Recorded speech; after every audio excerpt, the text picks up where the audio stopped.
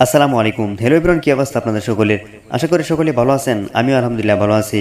তো আজকে সকাল সকাল বাড়ি থেকে বের হয়ে গেলাম। তার কারণ হচ্ছে আজকে যেতে হবে অনেক দূর। আজকে যাব ময়মনসিংহ মেডিকেল কলেজ হাসপাতালে।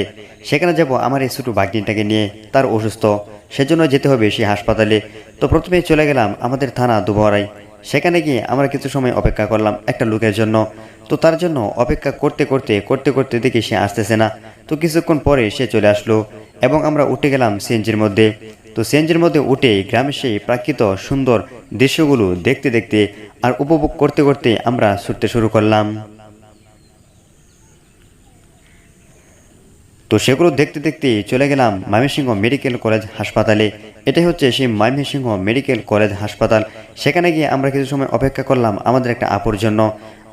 কিছু সময় অপেক্ষা করতে দেখি আপু আসতেছে না। তো তার জন্য আমরা আর একটু সময় অপেক্ষা করলাম।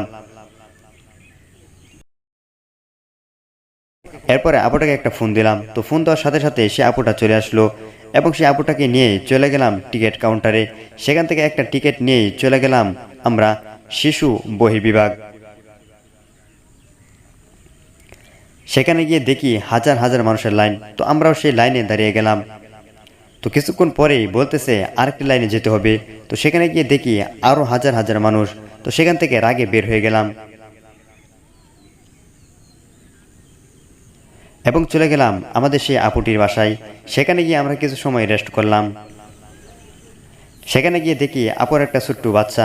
তো তার সাথে কিছু মজা করলাম আর খেলাধুলা করলাম। তো সেখানে কিছু নাস্তা পানি করে আমরা চলে গেলাম মেমোরিয়াল হাসপাতালে। সেখানে আমরা কিছু সময় অপেক্ষা করলাম ডাক্তারের জন্য। তো এরপরে চলে আসলো ডক্টর প্রসূনকান্তি রায়। তো তার কাছে নিয়ে গেলাম। তো সে কিছু এমন আজব পরীক্ষা দিল যে পরীক্ষার জন্য করতে হবে মাথা সেলাই। তো তার জন্য নিয়ে গেলাম সেলুনে গিয়ে বললাম, কাকা তার মাথাটা সেলাই দেন। তো বলতেছে 150 টাকা লাগবে। তো তার সাথে কথা বলে 100 টাকা দিয়ে সে মাথাটা সিলাই ফেললাম। এরপর আমরা আবার চলে গেলাম সেই মেমোরিয়াল হাসপাতালে। সেখানে গিয়ে ইইজি সে আজব পরীক্ষাটার জন্য আমরা অপেক্ষা করতে শুরু করলাম। তো অপেক্ষা করতে চলে গেলাম সেই ইইজি রুমে। তো এটাই হচ্ছে মূলত সেই আজব পরীক্ষা, যার নাম হচ্ছে ইইজি। এই পরীক্ষাটা করতে সময় লাগলো প্রায় 40 থেকে 1 ঘন্টার মতো। তারপর রিপোর্ট নিয়ে আমরা আবার চলে গেলাম ডক্টর প্রসূনকান্তি রায় তার কাছে। তাকে রিপোর্টগুলো দেখানোর পরে সে বলতেছে কোনো সমস্যা নেই, সামান্য একটু সমস্যা, সেটা ঠিক হয়ে যাবে। তার জন্য কিছু ওষুধ লিখে দিল। তো এরপরে আমরা বেরিয়ে পড়লাম। তখন চলে গেলাম এক হোটেলে। সেখানে গিয়ে আমরা কিছু নাস্তা পানি করে তারপর বাড়ির দিকে রওনা দিব।